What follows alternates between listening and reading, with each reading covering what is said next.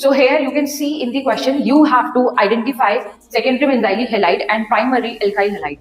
Okay, so इससे पहले आपको पता होना चाहिए कि एग्जैक्टली बेंजाइलिक हैलाइड और या फिर प्राइमरी हैलाइड हमारे होते क्या हैं. Only then we will be able to classify them as primary और सेकेंडरी.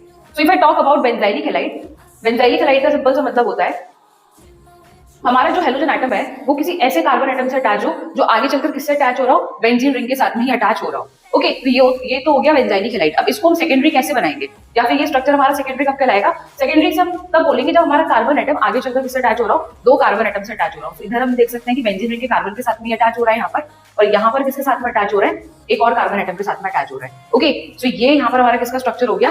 सेकेंडरी बेंजाइलिक हैलाइड का स्ट्रक्चर हो गया. तो ऐसे हमारे पास कौन से स्ट्रक्चर्स है? हमारा जो फोर्थ वाला स्ट्रक्चर है ये हमारा किसका एग्जांपल है? बेंजाइलिक हैलाइड का.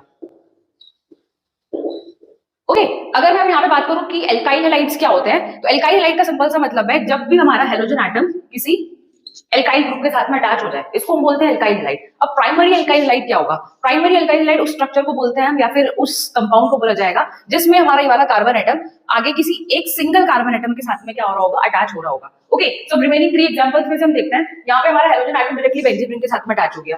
इस वाले स्ट्रक्चर पे अगर हम देखें तो हमारा ये हेलोजन एटम है, ये इस कार्बन से अटैच हो रहा है और ये कार्बन एटम आगे चलकर एक ही कार्बन एटम से अटैच हो रहा है जो कि हमारा क्या हो गया? Primary alkyl halide.